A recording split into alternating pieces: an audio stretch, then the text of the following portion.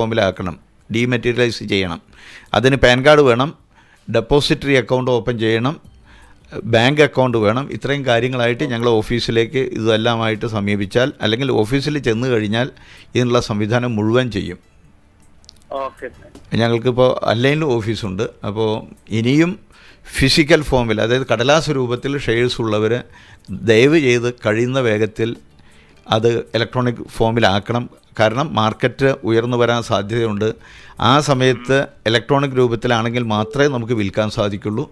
പല പണ്ട് കാലത്തെ IPOകളും വളരെ ഉയർന്ന പ്രൈസിൽ എത്തിയിട്ടുണ്ട് ഈ കുറഞ്ഞ മാർക്കറ്റിൽ.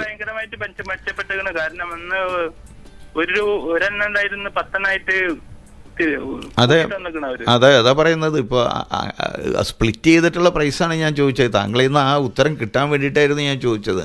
22 അല്ല അതിൻ്റെ പ്രൈസ്. അതെ, അത് 1:1. അതന്നെ പറയണത് 1:1 ആയിട്ട്. അത് ₹1 ഷെയറായിട്ട് സ്പ്ലിറ്റ് ചെയ്തിട്ടുണ്ട്. ആ ₹1 ഷെയറിൻ്റെ വിലയാണ് ഇപ്പോൾ താങ്കൾ പറഞ്ഞത്. താങ്കളിൽ നിന്ന് വരട്ടെ എന്നുള്ള നിലയ്ക്കാണ് ഞാൻ താങ്കളോട് ചോദിച്ചത്. അത് അപ്പോൾ അത് 200 ചില്ലാൻ ആയതിന് തുല്യമാണ് ഇപ്പോഴത്തെ പ്രൈസ്. ആ, അപ്പോൾ എന്തായാലും അതെ. അപ്പോൾ ഒന്ന് നോക്കുക, ഒന്ന് കാൽക്കുലേറ്റ് ചെയ്ത് നോക്കുക എത്ര ഉറുപ്പിയാണെന്നുള്ളത്. അതെ, സാറിന്റെ വെള്ളിയാഴ്ചകളിൽ ഒരു പരിപാടി ഉണ്ടായില്ലേ, അതില് സാർ പറഞ്ഞിട്ട് അങ്ങനെ പണ്ട് ഇതേ പ്രോഗ്രാമിൽ പറഞ്ഞിട്ടുള്ള കാര്യങ്ങളാണത്. ഓക്കെ, 8-9 കൊല്ലം മുന്നേ. അതെ അതെ അതെ, വളരെ സന്തോഷം ഉണ്ടെന്ന് അറിഞ്ഞതില്ല. അപൂർവ ആളുകളെ ഇപ്പോൾ അത് കയ്യിൽ ഫിസിക്കൽ ഫോമിൽ വെച്ചിട്ടുള്ളൂ, താങ്കളെ പോലെ. ഓക്കെ, ശരി, എന്നല്ല. Thank U.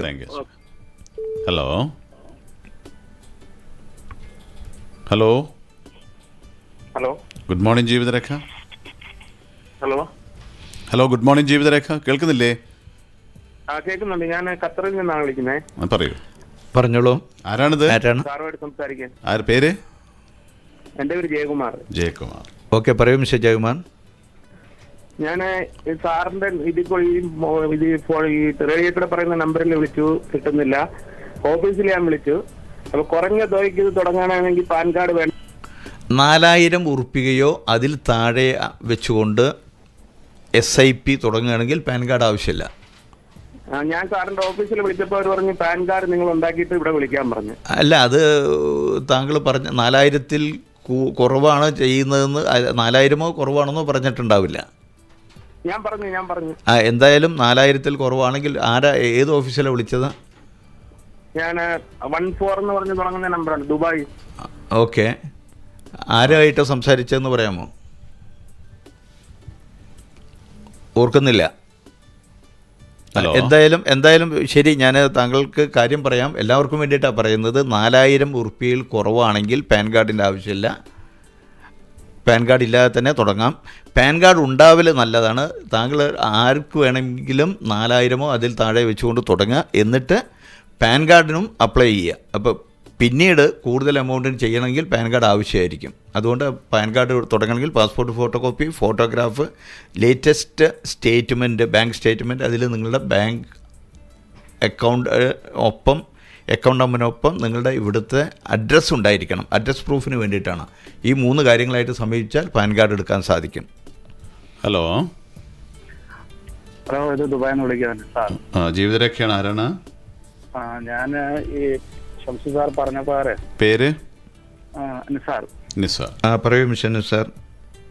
ഞാൻ ഡയറക്റ്റ് വന്ന് സാറിനെ കണ്ട് ഇതിനകത്ത് നമ്മുടെ റിലയൻസ് ഗ്രോത്തിൽ പൈസ നിക്ഷേപിച്ചിട്ടുണ്ട്. 1 വർഷമാവാറായി. ഓക്കെ. അപ്പൊ ഇപ്പൊ നോക്കുമ്പോഴത് 3500 രൂപ കുറവാണ് കാണിക്കും. അത് തീർച്ചയായിട്ടും കുറവായിരിക്കും.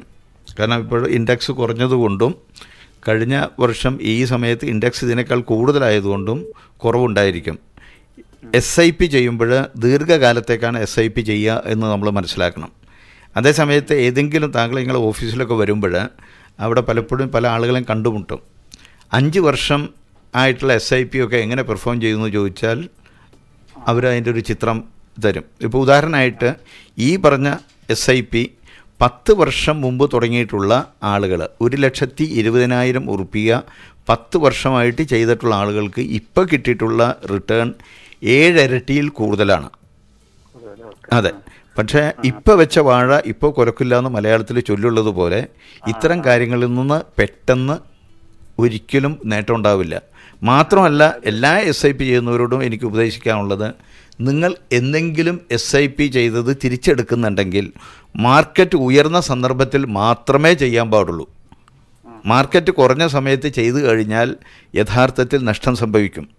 എപ്പോഴും ഞാൻ പറയാറുള്ള ഒരു ഉദാഹരണം, 2001 വേൾഡ് എക്കണോമിക് ക്രൈസിസ് ഉണ്ടായപ്പോൾ 21,000 ഇൻഡെക്സ് ഉണ്ടായിരുന്നതിൽ നിന്ന് 8,000 ചുരുങ്ങി. അപ്പോൾ 21,000 ഉറുപ്പിയുള്ള സമയത്ത് ഒരാൾക്ക് ഒരു SIPക്ക് എത്ര എമൗണ്ട് ഉണ്ടായിരുന്നോ 8,000 വന്നപ്പോൾ ചിലപ്പോൾ അതിൻ്റെ 1/3 അതിൻ്റെ മൂല്യം കുറഞ്ഞിട്ടുണ്ടാവും. ആരെങ്കിലും ആ സമയത്ത് എടുത്തിട്ടുണ്ടെങ്കിൽ SIP ചെയ്ത് നഷ്ടപ്പെട്ടു എന്ന് ഖേദിക്കും അങ്ങനെയുള്ളവർ. അതേ സമയത്ത് അത് ചെയ്യാതെ കാത്തിരുന്നപ്പോൾ വീണ്ടും ഇപ്പോൾ 16,000 ആയ അവസ്ഥ നമ്മൾ കാണണം. ഇപ്പോൾ അതേ 8,000 എത്തിയപ്പോൾ ശരിക്കുള്ള ഗുണം 5 വർഷത്തിന് ശേഷം പ്രതീക്ഷിക്കാം. അല്ല, 5 വർഷം എന്ന് ഞാൻ പറഞ്ഞ മിനിമം ഒരു 5 വർഷമെങ്കിലും വെക്കണം. ചെയ്താലേ ഇതിനൊക്കെ കാര്യമായിട്ടുള്ള ഗുണം കിട്ടുള്ളൂ.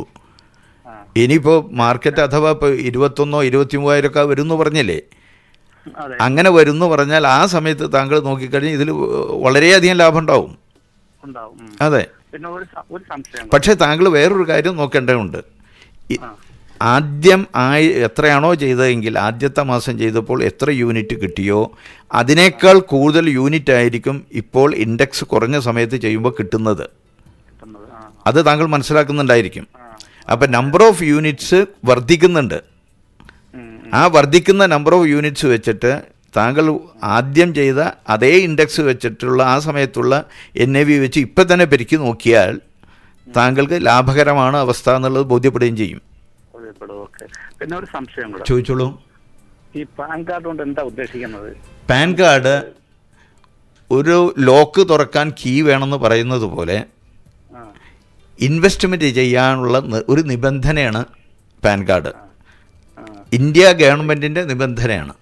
നാട്ടിൽ 50,000 ഉറുപ്പിയോ അതിൽ കൂടുതലോ വെച്ച് സ്വർണം മേടിക്കാൻ പോയാൽ പോലും പാൻ കാർഡ് ചോദിക്കുന്നുണ്ട് ഇപ്പോഴ്. അതുപോലെ വസ്തു മേടിക്കുക, വാഹനങ്ങൾ മേടിക്കുക, ഇങ്ങനെയുള്ള എല്ലാ കാര്യങ്ങൾക്കും പാൻ കാർഡ് നിർബന്ധമാണ്. അപ്പോൾ അതില്ലാതെ നമുക്ക് ഈ കാര്യങ്ങളൊന്നും ചെയ്യാൻ സാധ്യമല്ല. അത് ഉണ്ടായിരിക്കണം.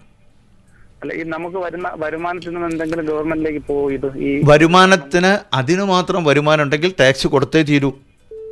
അതൊരു പൗരൻ്റെ ബാധ്യതയാണ്.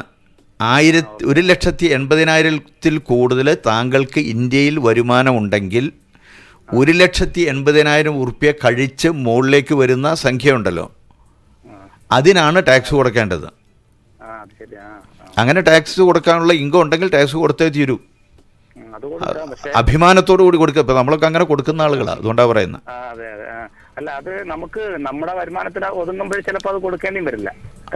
അതായത് താങ്കളുടെ വരുമാനം, നാട്ടിലുള്ള വരുമാനം, വിദേശത്തുള്ള നാട്ടിലുള്ള വരുമാനം 1,80,000-ൽ വർദ്ധിച്ചാൽ ആ വർദ്ധിച്ച എമൗണ്ടിന് മാത്രമേ ടാക്സ് കൊടുക്കേണ്ടതുള്ളൂ.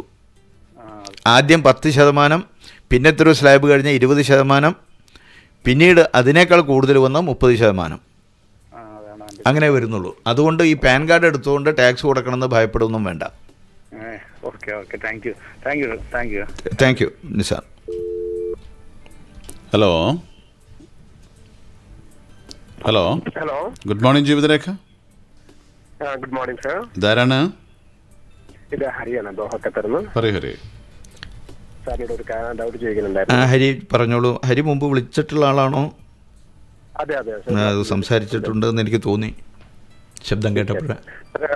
എനിക്ക് എന്താ വെച്ചാൽ ഒരു 2 വർഷം മുമ്പ് ഓക്കെ വിവയില് ഇൻഷുറൻസ് ലിങ്ക് യൂണിറ്റ് പ്ലാനില്